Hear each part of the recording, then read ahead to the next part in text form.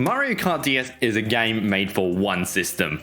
And actually playing on an actual DS, I believe, is so important to the game. Having to use both face buttons and shoulder buttons in order to drift and use items, I believe is super important.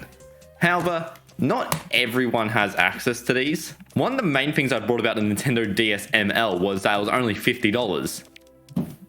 $50 is a lot. So what do you do if you really need to play Mario Kart DS and you don't want to shell out money for an actual DS? Well, we come to this crumpled piece of paper. I made a video called Top 10 Ways to Play Mario Kart DS. It was satirical, don't think anyone was meant to believe in it, and for some reason at number 2 I brought up this thing. And when I did bring it up, I crumpled it up and said nothing. This is obviously in reference to phone emulators. Mobile phones, everyone's got one. This is a Samsung, this is my phone. This phone is mostly used as a social media device, as a phone. It's a phone. I don't game on this thing. However, I didn't want to make a video on phone emulators just because I have a phone. It's because Apple recently allowed emulators on their app store. But this is an Android. And the latest thing I've bought from Apple are headphones. So I had to dig through the waste drawer of used electronics and find this thing. It's on charge because the battery is kaput. This is my iPhone SE, which was a hand-me-down from, I think, my mum. Because I own 2 SEs. These were both my phone at some point. This Samsung is what I got after I had this one. It's so small. Like, this phone fits inside a Nintendo DS. It fits really well inside a Nintendo DS. This thing is tiny. Oh, what a lovely photo of my turtle. I've got it up here. I've loaded up Delta Emulator, and we're going to see, is Mario Kart DS good on this thing? I did set this up earlier. I wasn't going to set up on thing because it was really annoying to try and get all the BIOS files because iPhone annoying.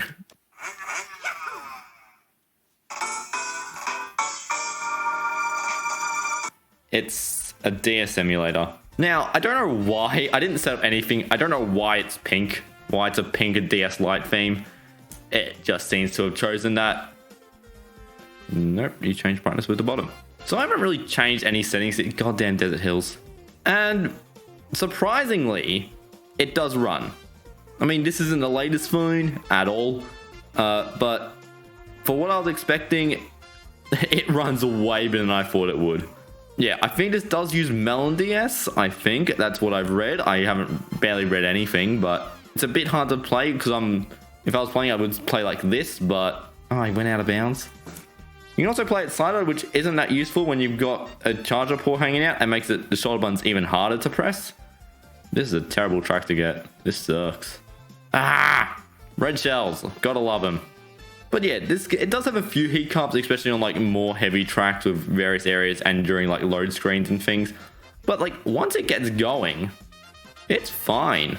The main crux of the problem with phone emulators. Not because emulators are bad, in fact this entire channel is ran off a MelonDS emulator on computer. It's because touch controls are really bad. Even in games that are like made with touch controls and things, it's like if it's not one button, it works. It's why Mario Kart Tour was designed in such a way. Like I played Minecraft Pocket Edition when I was like a lot younger, and the controls worked. There was nothing really wrong with them.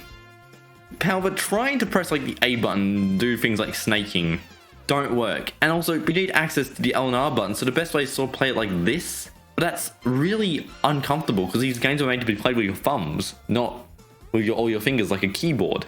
But that's Delta Emulator, or whatever Delta uses on iOS. I'm surprised how well it works. I was expecting a laugh out of this. It's an iPhone SE, the original one. Now let's bring out the bigger gun. I own games. Who's messaging me? And we have a few. We got 3DS for Android. I don't know what it is. MelonDS. And Drastic. Drastic is the really common one. It used to be paid. It's now free. I think it's going to be delisted soon. I don't know the full story, but those are the 3 we have. We're going to start with Drastic. Here we go. Start game.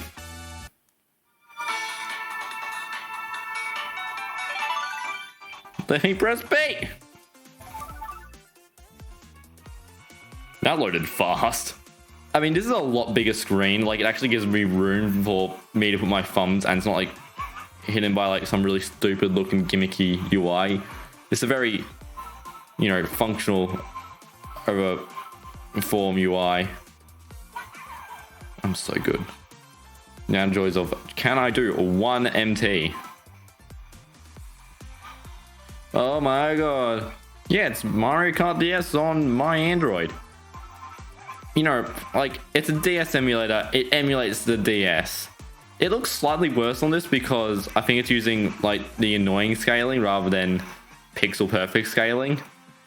And, like, because it's such a bigger screen compared to the iPhone, it's, like, a tad worse. I just hate how you can't press, like, the shoulder buttons at the same time. And also, I randomly, like, let go of the button, my finger slides off. Like, it's so annoying. And yep, that's Drastic Emulator. It's an emulator. There's nothing really for me to say about it. It does function. It works. There are settings, I think. I don't know what these do. I can't be bothered learning it. I have no memory of what 3DS Android is. Well, onto MelonDS. It's a DS emulator. What's a bit stupid is, like, these shoulder buttons here are really small. I'm guessing you can change it. You can change anything. It's how software works.